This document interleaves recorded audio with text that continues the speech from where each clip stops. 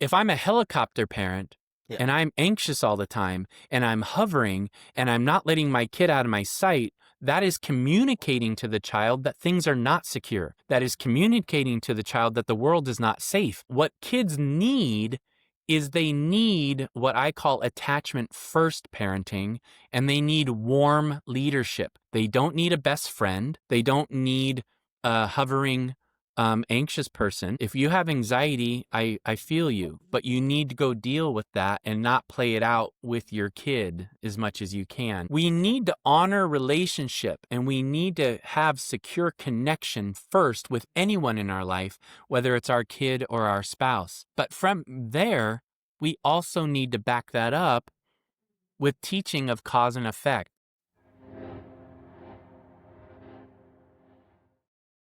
You know the deal. But I do.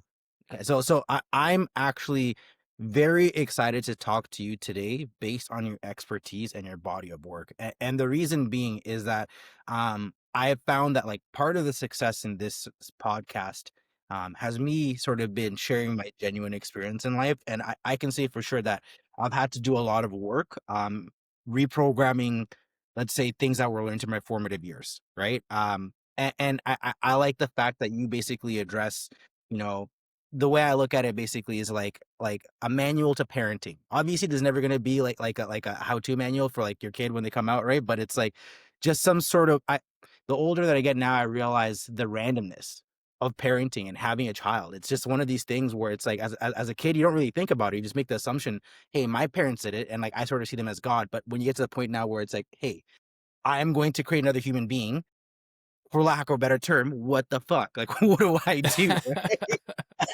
um, and I just like the fact that, you've done a really good job of explaining how to create resilience, human beings. And I think that's super important. But I would love to have you further elaborate on, like from your perspective, what you've done and just sort of explain that to the audience. Oh yeah, I knew it was going to be this way, OT. Like we talked before, and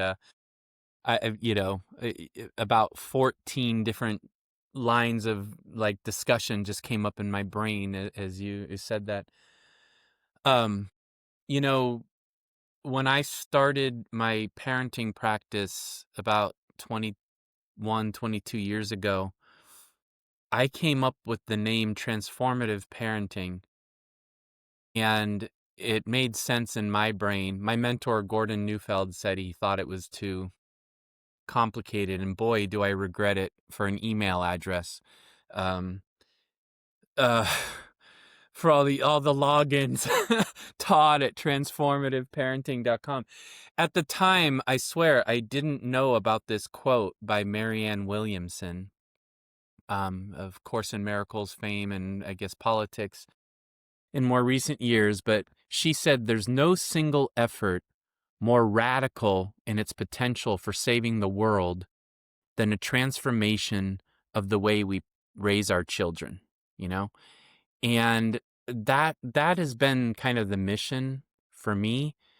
And I also think about quotes. I promise I won't quote the whole time, but like one of my favorite quotes in all of psychology is Carl Jung, and he said, "Until you make what is unconscious conscious, it will direct your life, and you will call it fate."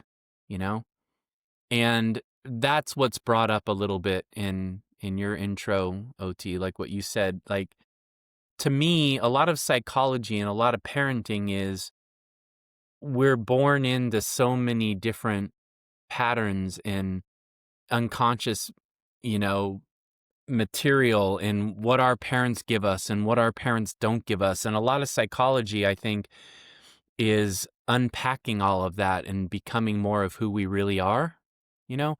And in the parenting realm, it's how do we let go of as much of our unconscious programming? And sometimes I think of it as like a backpack, that we're wearing this backpack of social and cultural conditioning and things from our family and stuff. And we're just trying to take all the stuff out of there so we can just be us, you Yeah. know? Yeah. And so transformative parenting on the one hand, like mostly half of what I do is like helping parents with that process. And I don't think parenting is made easier by necessarily a blog or necessarily a book, conscious of the fact that I just finished mine for the that I've wanted to do for 20 years, um, or a piece of advice or an Instagram reel or something. I think those things can be helpful, but I think parenting is a process of learning and trying things out and failing and maybe getting some good advice and guidance and then picking yourself back up and trying again. But it's more of that process that's like anything you've become good at in life, anything I've become good at in life, it's that, right? It's learning and failing and learning and trying and learning and failing and maybe a guide coming alongside us and helping us out. I don't know if there's an answer to your question in there, but that's what's evoked, by what you said is that's what I do. The other half of what I do in general is couples counseling for people who are parents. And it's part of the same mission. It's, hey, our patterns are also affecting how we're getting along with our spouse, our partner, our husband, our wife. Yeah. And those patterns are passed on to our kids too. Yeah. They're observing not what we say, they're observing what we do, and they're observing who we are. And if through the parent coaching and through the marriage counseling, I can help the parent to be who the kid needs more, help them show up the way that they want to show up more, then that's good work, you Yeah, know? and that makes sense to me because I would imagine that's of like massive value right now. Because so for example, I can only really speak to myself, right? Because I know in the last conversation we were talking about just challenges of parenting in this new world, right? But like some things I've learned. So for example, it's like my parents, like I'm African, I'm Kenyan, so I was born in Kenya. I've had to come to the reality that both my parents were born in sub-Saharan Africa in the 1960s, right? So it's like there's certain and I grew up in Canada, right? So it's like there's certain cultural paradigms that do not interface with each other, right? But they did the best that they could, right? And I had to like it first it's like had to come to the conclusion that like, hey, yeah, they did the best that they could. You know what I mean? Were there some mistakes made? Sure, but like you're gonna make some mistakes as you're saying. It's just weird when it's from a parenting perspective because it's like I it's weird when you make mistakes from a parenting perspective because one thing like I think looking back, uh previous generations had issues in being transparent and accountable to mistakes that they made. You know what I mean? Because I feel like there's a guilt, I would assume, when you make a mistake with your child, because it's like, yo, this is a huge mistake. And you don't really you start realizing that later on when you start seeing behaviors your child is doing based on maybe mistakes made earlier on, right? Um but they did the best that they could, you know what I mean? And I think as much as like, yes, you're not gonna become a better parent based off of like maybe well, actually, no, I would say I disagree with you. I think you do become a better parent off of the data points and research you have available to you, right? Because I feel like a lot of well, I can only speak to my parents, and maybe it's also socioeconomically split up to people who have access to that type of information. But I think just understanding how to parent better can make it much easier. I would think just sort of because it's such a it's such a mysterious journey. You know what I mean? Yeah. Like that. Like I feel for me anyhow, right? Any case study, any data point, anything that I can get, like a proof of work, can help me out in terms of like making better decisions. Well, I absolutely, yeah, that's not a disagreement. I totally agree with that. It's just I think that sometimes if we're only focused on the data points, we lose the forest for the trees. That's all. Um, to me, like when I found Dr. Neufeld's work, Gordon Neufeld, who was kind of my mentor, Yeah, who took me under his wing, when my son was like 1 years old, and I benefited so much from that. It was that his work became like an organizing idea, an organizing narrative or a story, and then the points of data help support that, right? But if you don't have that organizing narrative, that's all I would say is I wouldn't really argue with anybody else's perspective really unless they talked about abusing kids or something. But it became an organizing narrative for me that then the data points could support if that makes sense. And so I can see Dr. Becky Kennedy's work, or I can see Dr. Daniel Siegel's work, and I could see Kim John Payne, who's a dear friend of mine, author, parenting author, and I could go, oh, this is how that supports the greater narrative. I Yeah. just think sometimes when um, we're doing too much, oh, okay, this is an answer. Okay, oh, this is an answer. It becomes like whack-a-mole game, you know? So I think it's just useful, whatever your narrative is, find that narrative and find those guides and maybe follow that path. But yeah, the legacy of our parents and the cultural inheritance. And I read one of the most inspiring books in my life was Dreams of My Father, Barack Obama, and talking about his, the Kenyan, his father. And, that was a formative thing that came out when I was like in grad school. And I really, as a human being, it wasn't about politics to me. It was as a human being, I was really touched and it spoke to me. Yeah. Side note, apparently Obama's father is from the same village as my father. Oh, Now, yeah. that being said, Kenyans, great storytellers. I'm not exactly sure if that's true or not, but Yeah. I've always, I've always found that Oh, pretty. everybody has those stories, man. Like on my dad's side, it was Ukraine, right? They were Russian Jews and serfs, indentured servants in Russia, and some of them in Ukraine, and then some of them went to Germany, which is not a great time to go to Germany, and some of them went to America. And there's a lot of heaviness, Yeah, and there's a lot of like, I've heard the same exact story my grandmother told me about local officials coming to them and saying, you better get out right before the Russian Revolution because they're going to kill you. Get out of the country. I've yeah. heard that same story like 100 times. Like I've seen it in movies and books. So I don't know if like a lot of people had that same experience or it just became like this myth. The ethos, right? Well, okay, well, that actually sort of translates into the next thing I wanted to ask you, because one of the most interesting things that you brought up was just the concept of building resilient human beings, Hmm. right? And I personally think that's important because I would say right now we don't have that. And we have a need for leaders. We have a need for people that are actually going to be able to deal with challenges, people like and to deal with scenarios that are not necessarily what they planned for. You know what I mean? So I wanted you to elaborate more so on that. On like how do you build more resilient human beings, and what does that even mean in the first place, right? Like, Oh, it's a big, big topic.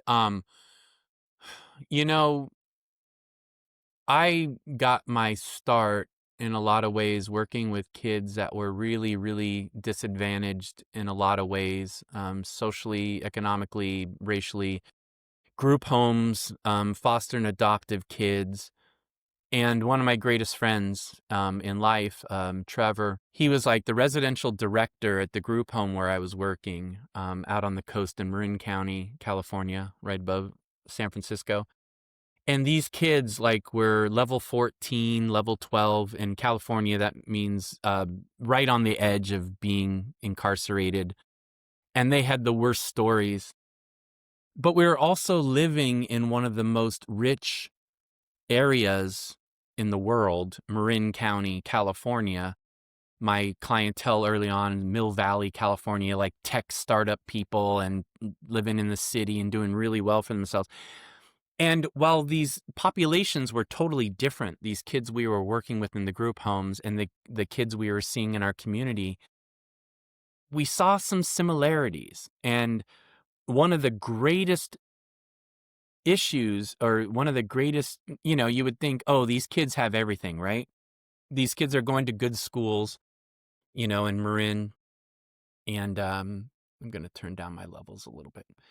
Um, But I was seeing a lack of resilience. I was seeing kids that couldn't handle things. And these kids needed help too. And that was kind of like the beginnings of the company, of the practice, transformative parenting. if you wouldn't mind, like when you say they weren't able to they weren't able to resilient or can handle things, like what are some examples? So yeah, let's talk about resilience, because one of the things that Dr. Neufeld really instilled in me is it doesn't help to say a kid is mature. Like, by definition, a kid is not mature. They're a kid. And he outlined 3 different kinds of maturity that we want to see develop in human beings so that they can thrive in life. I'm going to talk about the one that relates to resilience, but the first one is uh, integrative energy, which doesn't even exist in a child's brain until they're like 5, 6, 7 years old. But they can weigh things out. They can go, on the one hand, I want to do this bad thing, but on the other hand, I'd rather do the good thing, right? It's not the lack of the bad thing. It's just the good thing outweighs it, right? That's integrative energy. That doesn't even, not even possible until they're like 7 or 8 years old. There's emergent energy, which most children are born with, which is, I want to learn, I want to explore, I want to play, I want to see how shit works, I want to like figure it out. I want, and kids are usually born with that, but sometimes we suppress that as a society, and a lot of screens and school programs that don't allow kids to play and think for themselves can suppress that. Mm, We could talk about that too. But the resilient one more has to do with what we call adaptive energy. We all have frustrations in life. Everybody. Like when we're adults, we can think about, I don't want to get up and go to work today. I love my work, but Monday mornings sometimes I don't feel like turning on my brain. We could talk about financial and spiritual fulfillment. We can talk about our relationships working or not. But when you're 5, when you're a kid, when you're 8, when you're 13, there's all sorts of stuff happening in your day that are super frustrating. I don't mm, want to go to school today. I don't like my teacher. My friends aren't including me in this thing. I can't quite do this thing I want to do, right? And like if we had a cup, like if people are watching, I have a glass in front of me. If we had a cup, it'll fill up, right? A frustration, if that makes sense. We all have a frustration tolerance. I sometimes call it the septic tank, which is gross, but yeah. No, I get that and actually. that it builds, right? In everybody. You cannot lead a life without frustration. You might be a Zen master who works really hard on it, but most of us have frustration that builds up. The adaptive process, the resilient process, to me, and I learned this originally from Dr. Neufeld, but it's been supported by a lot of other people and a lot of my experiences for a couple decades, is how do I feel those feelings? How do I process those feelings? And how do I move through them, right? And a lot of people relate to that with really hard things in life, right? Like, what about like when you've lost a friend or a a, a family member that was dear to you? I just had the anniversary of my Nana passing away, which is like 15 years ago. But she was the most beautiful, loving, amazing human being. She just was all heart, all wisdom. She was just like this light. And what do you do when you have all that frustration? People usually feel it, they struggle with it, they go through the stages of grief, as Elizabeth Kubler-Ross talked about. But then we come out the other side of it, we accept it, we cry, we get it out of our system, Mm, and then we feel better. You know what I'm talking about? And my ability to do that, I think, is the core of what resilience is. Because if we're stuck in a frustration pattern, if we're walking around and our septic tank is kind of full all the time, we're yeah. just angry. We're just aggressive. We might get some stuff done, but we're not getting done the same things we can do when we just flush it out and we just get it out. That to me is the heart of the adaptive process. So what I'm looking at is, do these kids have that? There's special things in OT. I'm just trying to set it up a little bit for, more questions maybe. What about a little boy who's told culturally, no matter where he lives, boys don't cry? What about little boy who's grows up in a tougher neighborhood that especially gets that message that you will absolutely get, beat up if you cry or you show weakness? That can happen in the rich suburbs, that can happen in the inner city, right?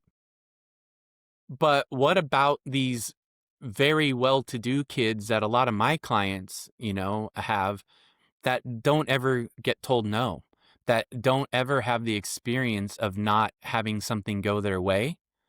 Now, I know that comes from a good place. The parents are like, maybe I didn't have anything growing up. I want my kids to have stuff, right? Yeah. I don't Yeah. want my kids to suffer. I'm not blaming them. But if kids aren't allowed to feel the natural frustration and process it and cry and get it out, and then what happens when you do that? You have a good idea. You know what I mean? Like Yeah. when you just get it out, you just purge, whether it's crying or just accepting and moving, all of a sudden you have a brilliant idea that you didn't have before. That's how human beings work. That to me is what resilience is. That makes a lot of sense. That makes a lot of sense because the way I look at things is that I feel like narcissism operates in two sides, right? There's like grandiose narcissism, which is like all your needs are always met all the time. So you don't Mhm. understand a world where that doesn't happen, right? But I also feel like there's another form of narcissism where it's your needs are never met. So you're always the one responsible for finding your needs. So you're very like your worldview is very intro, like very self-focused, right? Because you're very much so interested in getting your own things done. My question to you would be, for those people, right? For those people who don't have a good ability to actually take the trauma or the challenges in their life and transmute them into something that they can actually deal with and process them, Mhm. if they don't understand that they don't have that skill set themselves, how do they parent? Like, how do they, what I'm trying to say? Like, how, like, uh, like, because I I personally, sorry, go on. Go ahead. Yeah, I don't wanna interrupt you. I mean, this we could really dig into this. I think part of why I called it transformative parenting, even though again, I might have shortened it for all the email logins, is one of the most important things to me and what I kind of based the book on, and here I am being that guy who drops the book into his answers, um, is the hero's journey. Joseph Campbell articulating that like was a big part of my own personal journey. I read it while I was traveling after high school and I was reading A Hero with a Thousand Faces and it appealed to me like look, this is something that you hear in the smallest African village, that you hear in the biggest church, that you hear in cultures all around the world, even cultures that weren't connected to each other. The story of the Buddha, the story of Jesus, like there's all the hero's journey stuff, Star Wars, Lord of the Rings. And I think it's meant to represent the inner journey that we all have to go through, that we might feel hopeless, we might feel like we have too much damage, we might feel like we're not good enough, we might feel like we're going to screw up our kids because look at how I was parented and I did the same thing my dad did just now or whatever.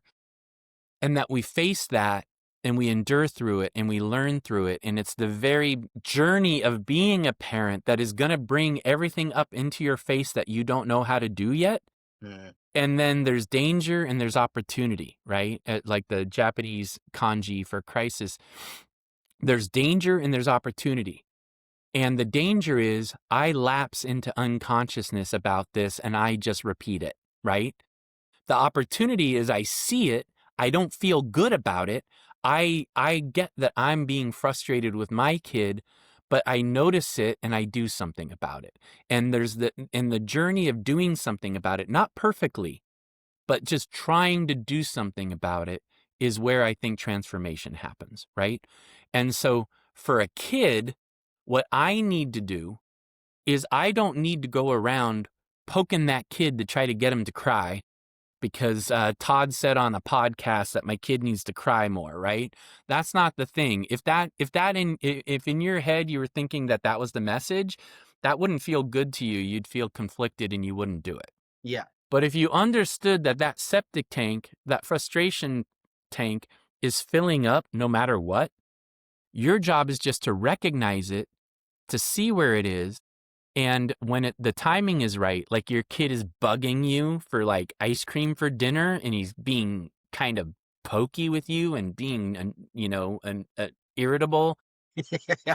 that is the moment where you need to help them feel their feelings by saying no, but being empathetic. You don't have to be a jerk. You don't have to threaten to take away their pony. You don't have to like take away the birthday party next week. You just say, no, you're not getting ice cream. I love you. I know you're frustrated, but no. And you just have to hold them in that and help them get through it and help them cry and get it out. Now, to actually come to answering your question, I think we have to do that as parents, right? Now, it's not my kid's job to make me cry or something. Yeah. I'm not trying to like make my kid my therapist or my best friend. That's not their job. Their job is to be a kid.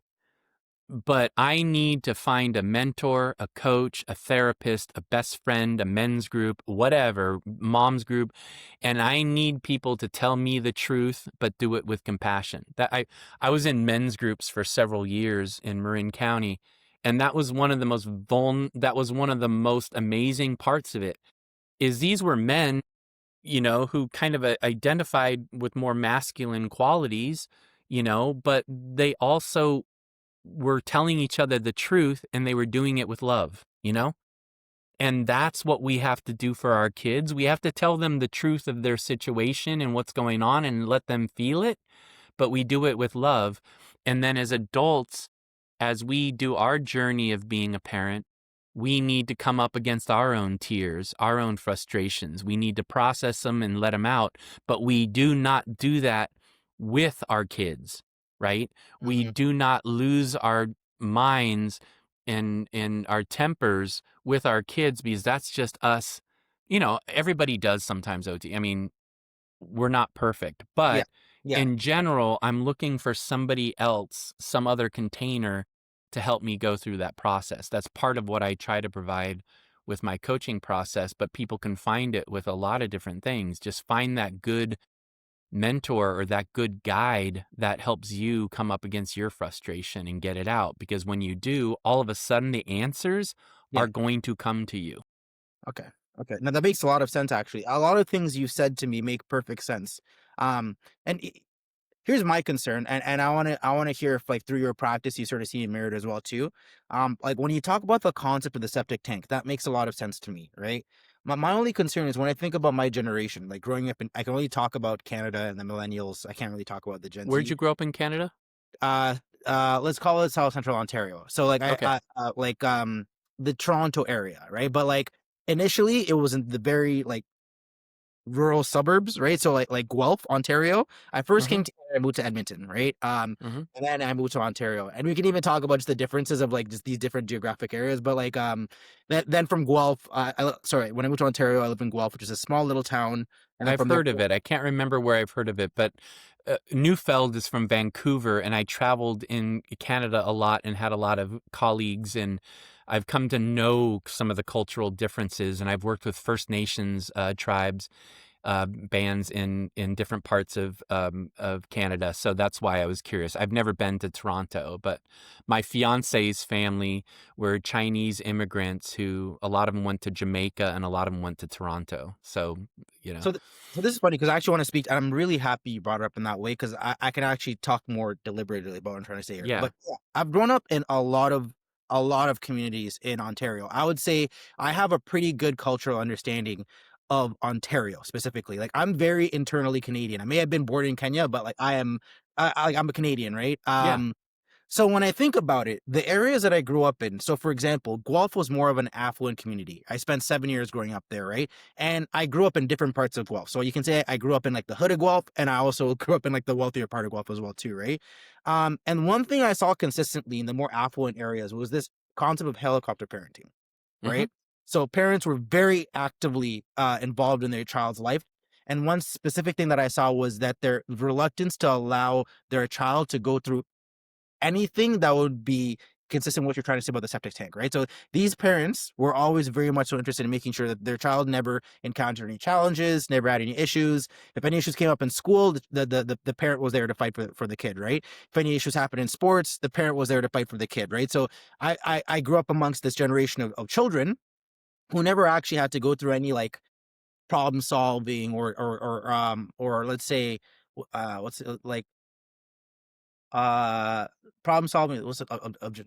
They didn't have to experience defeat or loss or frustration that much. They didn't have to adapt. Yeah. Exactly. So I've grown up amongst this generation. I can say the Yeah. millennial, right? And like one thing I can say now in maturity is that part of their personality still exists. So I can now a lot of these kids have moved to Toronto. I also live downtown Toronto, and one thing I know for a fact is that there's a huge reluctance of actually dealing with any of the issues in that septic tank. So, for example, there's all of these groups, right?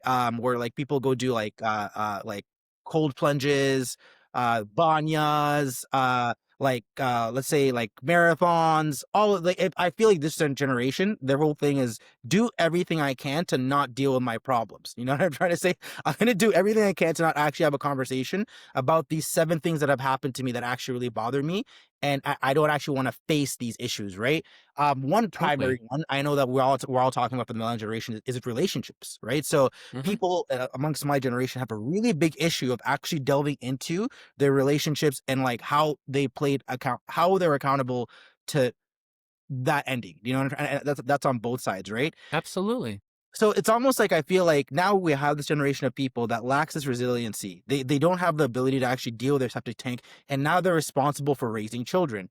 And when I see these, like I see a lot of the issues happening right now, especially with Gen Z, let's even say Gen Alpha, right? And this is a contentious point too, right? But we see a lot of really weird things happening with this new generation, and I'm wondering if it is because we have not really built that skill set of dealing with that septic tank and being actually able to deal with these problems in our life, process them, and move forward. Because I think the issue now is almost like it's like a trauma lock culturally, where like we sort of culturally like pin ourselves on these things that have happened to us, and it's not about like trying to like move past them. It's sort of like hammering down I culture differences. absolutely, absolutely agree. Yeah, it's part Yeah. of, again, I'll be that guy. It's part of why I finally sat down and finished writing the book is because I think, and maybe we loop back to it in a minute, I think screens and tech and social media and AI are now adding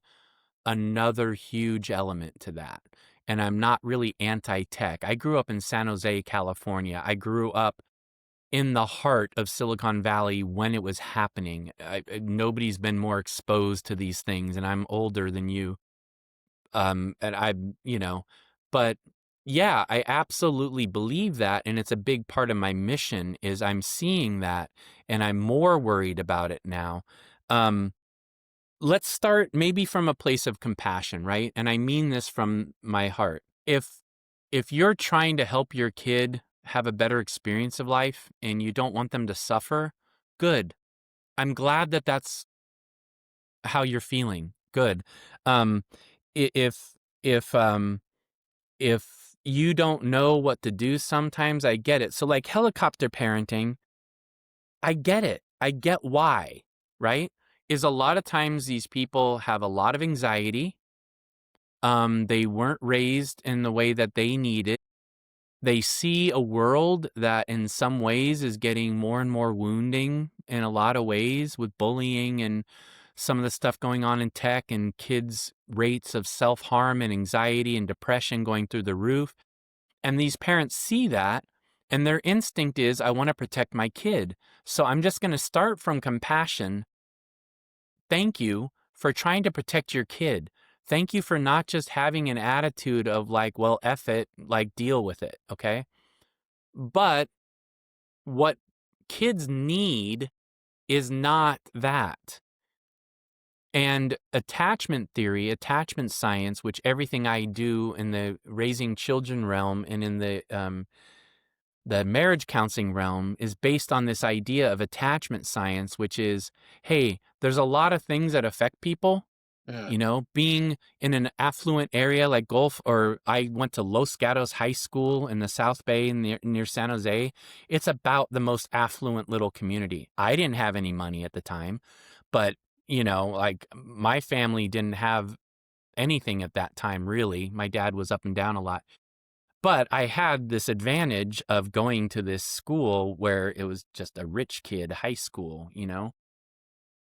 There's a lot of things, socioeconomic, racial, everything that influences the outcomes of a kid, but attachment science says the number one thing is how secure do I feel in my primary relationships growing up, which can happen if my family has nothing, which could happen if my family has everything. But the main thing is I need to feel not perfect, but I need to feel secure in myself, and I need to develop that over time, right? And if I have that secure base of feeling like I deserve healthy relationships, not narcissistically, but I'm a healthy person and I want to be around healthy people and I want to be right? That is the base of everything. And that's our main job as parents. So my long way of getting to one of your points is, if I'm a helicopter parent and I'm anxious all the time and I'm hovering and I'm not letting my kid out of my sight, that is communicating to the child that things are not secure. That is communicating to the child that the world is not safe. They are not going to develop that secure base. Do you follow? Yeah. You know? Yeah. And so what kids need is they need what I call attachment first parenting, and they need warm leadership. They don't need a best friend. Yeah. They don't need a hovering, anxious person. If you have anxiety, I feel you.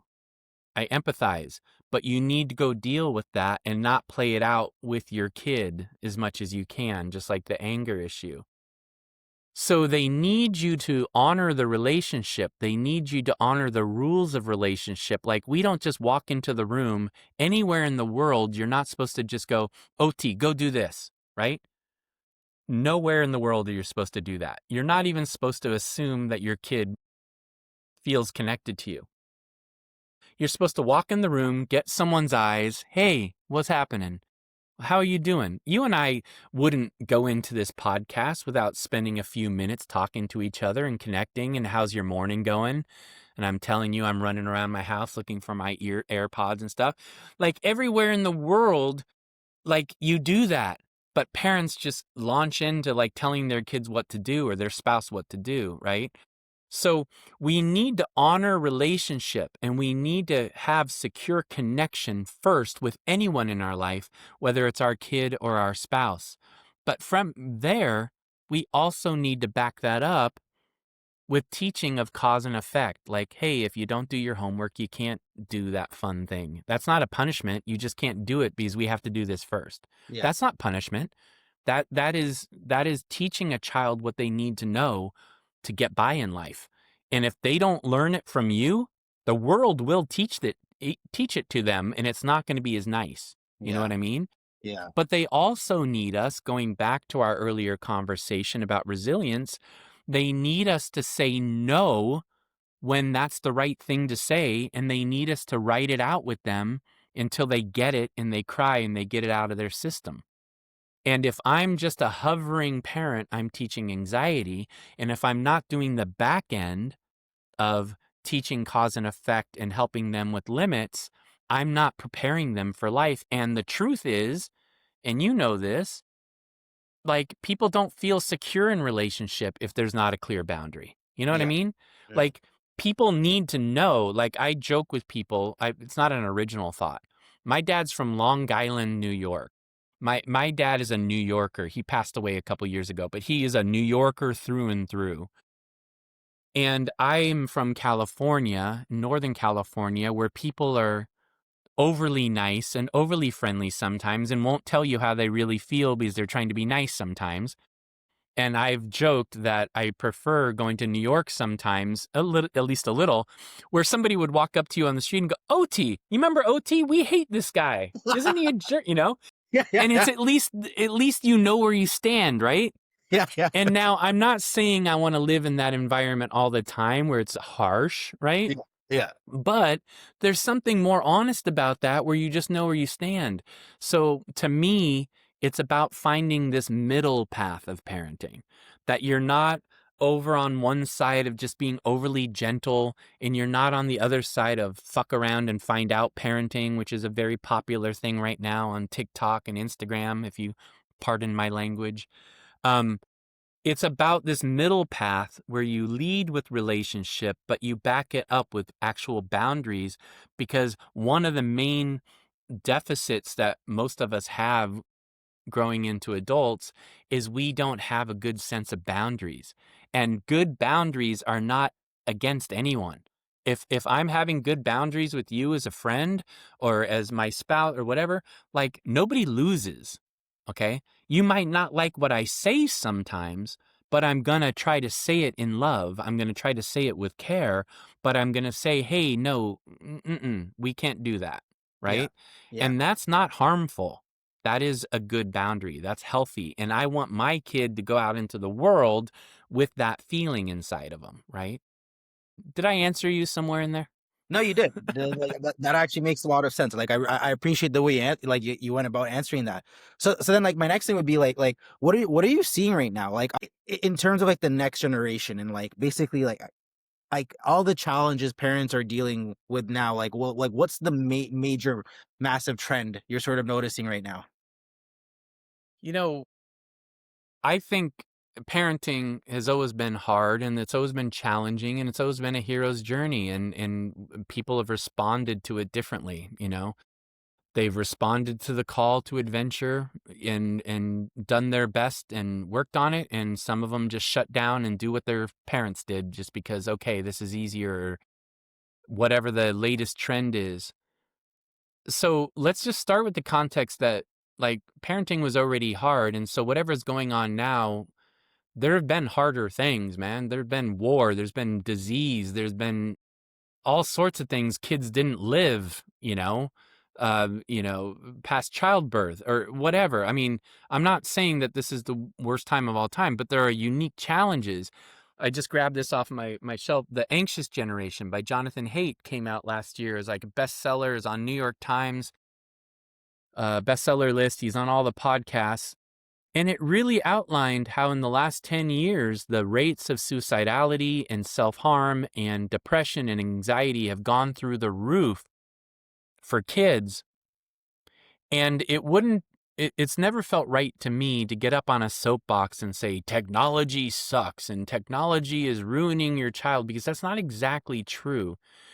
I think the core of it is parents giving up their position too easily or too early, not understanding that kids need you to be in the kind, warm leadership position, and they need you to stay there, and they need you to follow your gut and your instincts, and that as a parent, you're meant to do what's best for them and what takes care of them, not what makes them happy all the time. And if all their friends have social media and they're on TikTok when they're 8, that doesn't mean your kid has to, you know? Mm, mm, And so I'm seeing this trend be. I talked earlier, OT, about the maturity processes, and I talked more recently about the security process, right? mm. So, from my perspective, the number one thing is let's create a secure human being. Let's not create a perfect human being, but let's create a secure human being that has those qualities I talked about. They go off into the world going, I'm a good person. I want to do good things. I want to be around other good people because I'm not narcissistic, but I believe in my goodness and I want to do good things, right? Like let's create that. So otherwise people become obsessed with like solving the problems of things they didn't get when they were little, right? Yeah. Yeah. But that secure base is the roots that create the tree, the plant of maturity, of integrative, of emergent and adaptive energies that I can balance things, that I can, like I said before, that I can be interested in things, that I can figure out things, that I can adapt and deal with my frustration and be resilient. So my main thing about technology and what people are going through now is it used to be decades that we had to adapt to a technology. Like your family is the first in the village or the first in the town to get a phone. It was decades that we figured out how to use phones and how to adapt them into our culture, right? Now, what is it? It's a day that a new chat GPT or a new technology comes out and we're all trying to figure it out. So I think AI, I don't think, I know it's absolutely revolutionizing everything in the world in ways that I don't think most people understand Yeah. what it's going to do. Yes. But there's also a side of it where I am getting phone calls from parents and my consulting sessions, and I've been called by 3 different reporters in the last 2 months asking me to interview about this from big news organizations.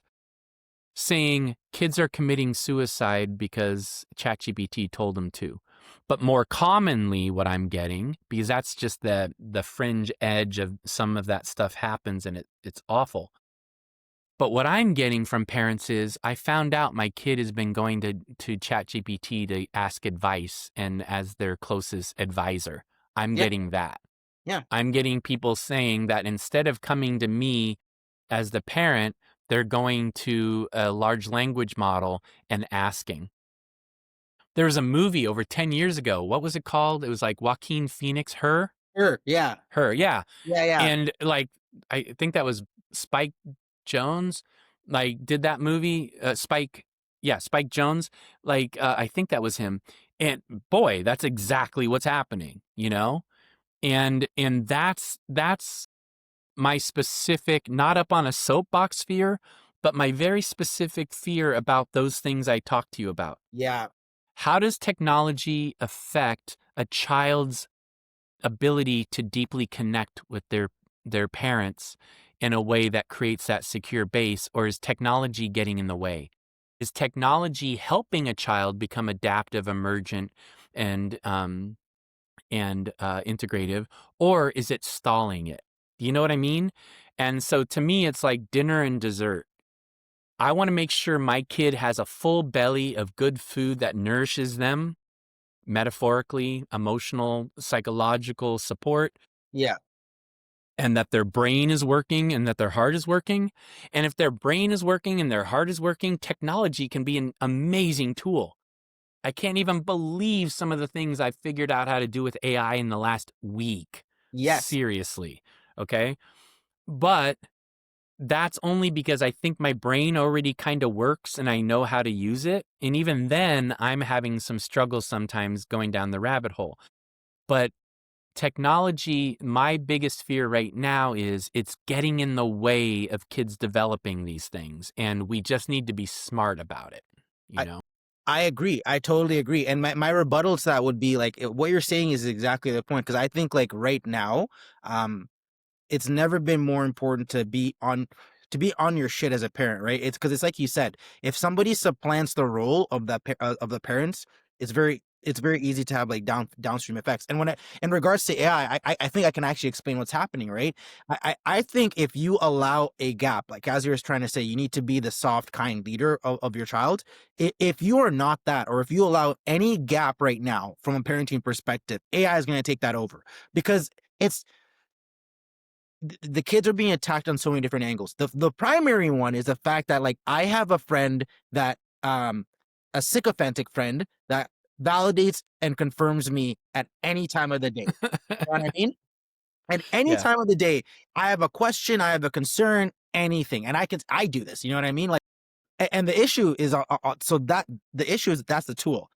Furthermore, every platform that children use these days, whether it's Instagram, whether it's Snapchat, whatever it is, has an AI friend that you can now reach out to at any point of the day, right? And I think for parents, you really need to understand the danger in this, right? Because it's like you said, if you're able to build a secure child and they understand healthy relationships and they understand that this is a tool that can help me, then like yes, it ends up being a multiplier, right? But my concern is if it becomes your world, right? It's very easy because the issue with AI is that it's like the whole idea of like looking into a mirror, talking to a mirror, right? You will go insane. You will go insane because you're not referencing the world. You know what I mean? And you're actually in this literal echo chamber where you think you're having an actual conversation, but you're not. totally. You're driving Totally. down further down into psychosis, right?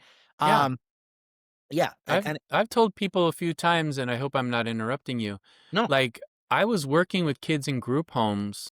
Well, actually, at that point, these kids had been moved out of the group home into a foster home in Petaluma, California, which is close to where I live now.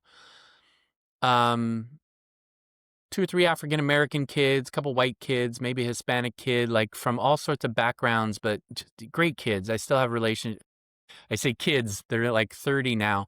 And I still have relationships with some of them, talk to them, going to a ball game with one of them soon. And I would be in charge of like taking them places on the weekends and helping them out. And And they started saying, "We want to go library. We want to go library. We want to go library." I'm like, "Wow, awesome."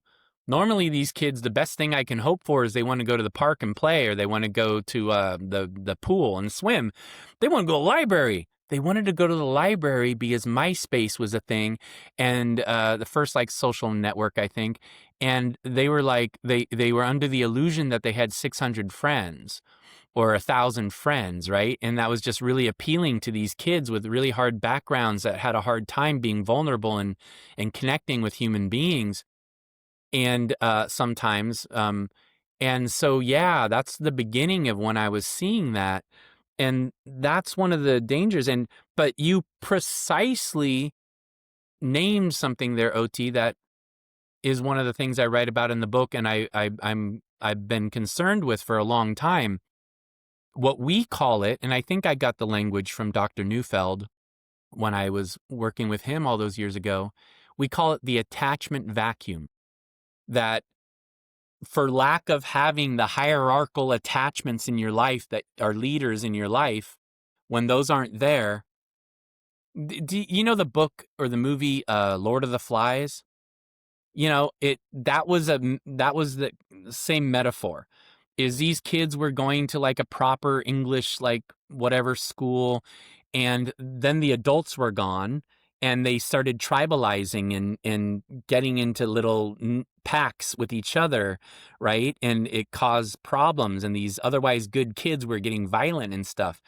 That's what I think you were speaking to, that has been a concern of mine. We call it the attachment vacuum, that kids don't need dictators oppressing them.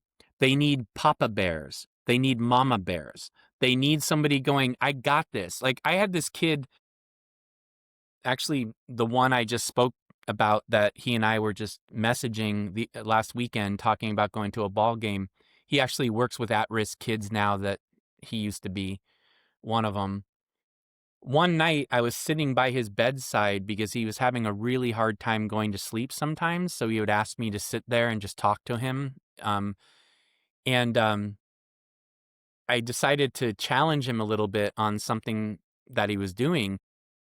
He kept talking back in school to the adults and like acting like he was the boss and in charge. And I'm like, "Hey man, I would not want to oppress like leadership qualities, and I know some of the stuff is bullshit that you're dealing with. I feel you, but this is not helping you. Bossing around the line staff and bossing around the teachers, it's just getting you in trouble. Why do you do it?" And it was a really heartfelt moment, and he knew I wasn't lecturing him. And he said the most profound thing that I don't not everybody understood when I tried to explain it to him, is he said, "Todd, sometimes it feels like I'm in a car and it's going fast down the street and I'm in the back seat and no one's driving. And so I just get behind the wheel myself." Does that make sense? Yeah. And it was because the leaders weren't really leading. You know, they were kind of burnt out in some cases, and they weren't really taking charge, and they weren't really being good papa bears, mama bears. And so when he felt that, he felt anxious. And when he felt anxious, he would move to be in charge, right? And I think that's what kids are doing, you know, is it's not necessarily that they're leaders yet. It's not necessarily that they want to be on technology all the time. It's the fact that those good leaders are not leading, that it creates that, what did you call it? A gap, you know, like, Yeah, back or a gap or a vacuum. Like, yeah. yeah, it forms a vacuum, it forms a gap, and then they create their own culture where I I can't even tell you how often, maybe this sounds random, that I'll suggest to a parent that they start having like board game night at their house, Yeah. even with teenagers, Yeah. and they just start casually like, "Hey, let's play a board game," right? And they are shocked that their teenagers into it, right? The younger kids are more they're like, "Oh yeah, let's do it." You know, they might not always like losing, and there becomes another opportunity for us to let them lose, not be brutal about it. But if they lose, they lose. Let them lose, right? Maybe not when they're 2, but when they're 8 or they're 12, let them lose if they lose. If they made bad moves, let them lose. I'm not going to like, you know, spike on you. I'm not going to dunk on you, but let them lose. But I can't even tell you how many parents have been shocked. Like I came up with this miracle thing that they never thought of when they go, Todd, our teenager is asking for game night, Yeah. right? But Yeah. what was that teenager doing when they didn't have game night? Mom and dad were tired. Mom and dad are dealing with the other kids. Mom and dad are getting ready for their presentation tomorrow. And what does the kid do? I'm going to go on social media. I'm going to find a substitute for what's not there. Yeah. And that's more the truth of it than what parents think is the truth of it, that It's kids just want to do it, right? Let me ask you this question then too, because you brought up like a very good thing about leadership and leadership being important, right? Yeah. Another thing I think is a huge issue right now outside of the scope of parenting is performative leadership. Because I think one thing I can speak for myself is when I look around, there's no leaders. When I grew up, my hero was Malcolm X, right? Because that's a bad that like just figuratively that's a badass guy, you know. Like even if I did just as a person, he just seemed like a force. Yeah, and it's unfortunate because like that character like does not even that ethos of a character does nowhere anyone close to that, right? In whatever paradigm, in my humble opinion. Maybe there's some, to be quite honest, maybe like Greta Thunberg, or maybe that's the new, you know what I'm trying to say, but like that's a whole different case. That I just but I'm not lying to you. Malcolm X and the autobiography of Malcolm X might have more to do with my life journey than almost anything else. Like I read his book cover to cover twice like I finished it and I started it again. yeah, Now, I picked it up because I was very interested in civil rights, and I was very interested growing up for a lot of personal it's not even like virtue signaling, man. I identified somehow personally with people who were oppressed or in obviously I was not, but there was something about it that like appealed to me, and the hero's journey and the character. But I came out of reading the book with things burnt into my brain about like how Malcolm X was incarcerated, and in that particular time was not something he did, right? And he would sit there in the light underneath the crack in the jail cell, reading the dictionary over and over again and writing the words in the dictionary down, and like how he educated himself and he pulled himself up when it would have been really, really easy to quit, right? So I just wanted to say, like, I was inspired by Joseph Campbell. I was inspired by some Buddhist things, Thich Nhat Hanh. But the autobiography of Malcolm X is probably the direct thing that led to me going to school when I almost quit, you know? I love that. I love that. So sorry to go off on that. But Yeah, the leadership vacuum is huge. causes what I was just saying, I think. Yeah, and I'll even give you this, right? Because like you probably agree with this. Malcolm was an imperfect person. He was very imperfect. He used to be a pimp, right? Back in the day, Yeah. right? He didn't want to be the leader of the cause. Like he truly had a call to action where he had to lead. You know what I mean? And I think when I look around these days, the unfortunate part, and I can only speak towards Toronto, right? The unfortunate part is that we have a lot of performative leaders, and what I mean by that is that we have this idea of who we want to lead us, right? Which is this cookie cutter perfect person that, you know, from an authoritative perspective, we should feel good about leading us. But when I look at things historically, that's never been what a leader is, right? So I can talk about the GTA because I was having this I need to slow. I was having this conversation just earlier today, right? So Rob Ford, okay, very contentious figure in Toronto history. Okay, you either love him or you hate him, right? But when I look at Rob Ford is the only person in my formative years growing up in the GTA that I can say was a mayor of Toronto and a friend to Black people in this city, right? Like we, I can only speak at that time, we looked at him as what you're trying to say as Papa Bear, right? Because at the time, Rob Ford was coaching this high school on the periphery in Toronto called Don Bosco. And I was playing football at the time too, but it's like to have a mayor of Toronto, like take his personal time. Now he's coaching like a football team of Black kids? Like that's I've never heard of that, right? So it was like, oh wow, I'm represented. You know, like this is cool. Was he a perfect guy? No. Rob was pink and on I drunk, only know a little bit about the scandals and stuff, but yeah, all I that hear stuff. you. Right? But it was just the idea that like I could feel good about the fact that this guy who's not technically from my community is actually trying to he's actually listening to me. He's the only one I've ever actually seen. I've only actually shook in his hand, and the way he spoke was very much so verbose of like representing the underclass, right? And I feel like I don't want to make the direct correlation because obviously there's other things contextually happening at the time. But a major issue right now that we look in Toronto is that I'm going to stop using big words. The kids are crazy. The kids are crazy right now. You know what I mean? The kids are doing B&Es. The kids are doing like street level robbery. Like the Grand Theft Autos off the heat. Like it's crazy. The things these children are doing. And I I'm talking. remember, I'm sorry to interrupt, but I remember seeing swarming in Canada. Is that still happening? Swarming?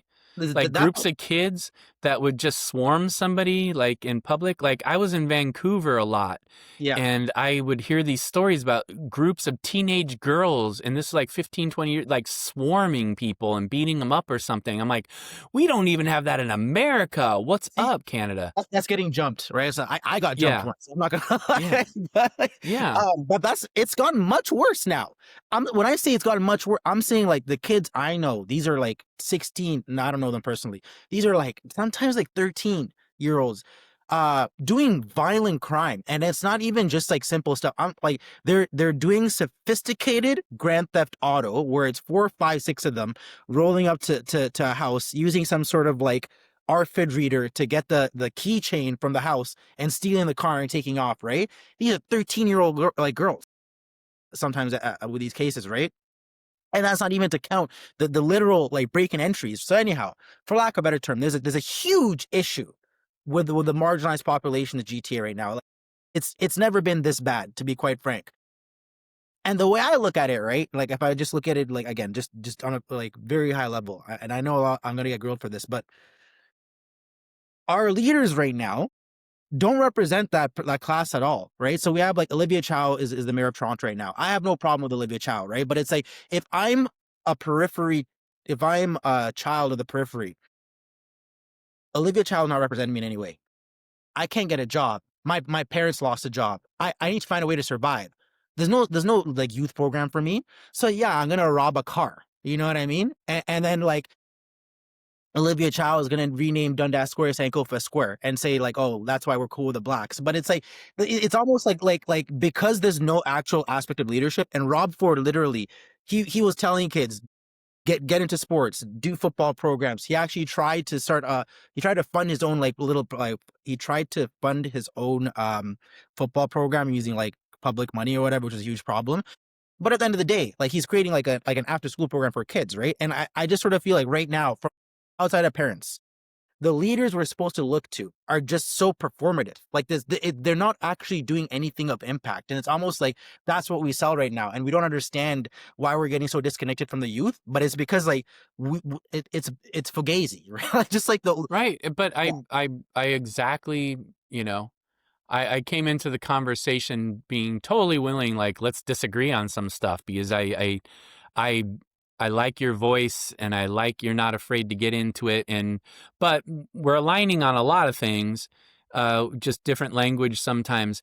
yeah. I would say absolutely it is the lack of a leadership vacuum and the leadership vacuum and the performative leadership being part of that is creating the vacuum that why do gangs appeal to people? Thank you. Gangs appeal not on like, oh, let's go do crime.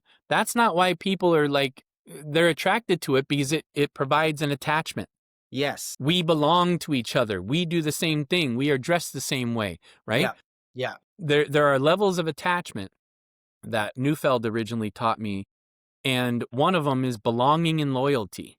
Mm. And that's a deep one that can start when I'm 2, 3 years old, where I just want to feel like I belong because of the existential reality of feeling like sometimes I'm alone in the universe. I want to feel like I belong.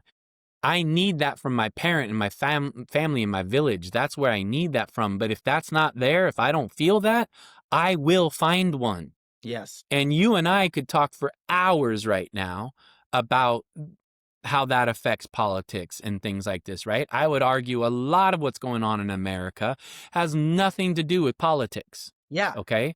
It has to do with people being disenfranchised and feeling powerless and feeling helpless, and a loud narcissistic voice. I'm not naming names, but a loud narcissistic voice saying, I get you. You're right.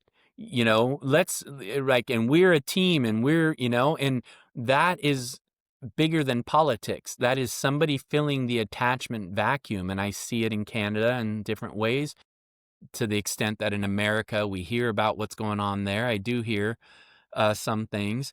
But yeah, so for me, though, what can I do personally? Yeah. From what I know about you, OT, you're doing what you can do personally.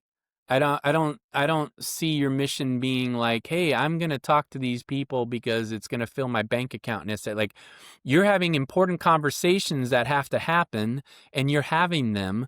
So, right? My own personal thing is, how do I get up in the morning and feel like not overwhelmed by some of the situations?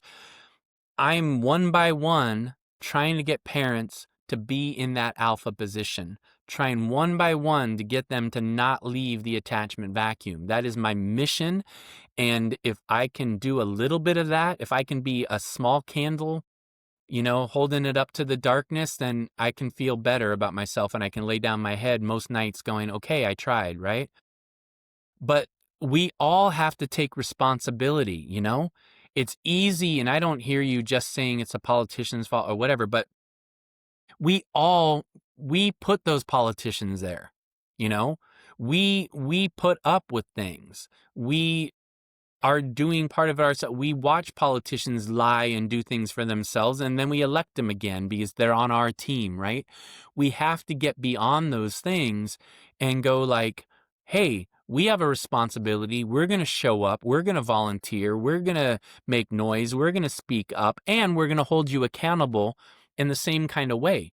I'm not going to yell at you and call you names, politician, but you better be sure that I'm going to hold you accountable, and I'm going to say what you're doing and not doing. And if you're doing the right thing, I'm going to give you credit and I'm going to support you. And if you're not, I'm not, right? But it's all an ecosystem, and it's all, a bigger thing that we all have to do our part. And if we just blame outside of ourselves, Yeah. we're not going to get anywhere. We're Yeah. just keeping it the same way.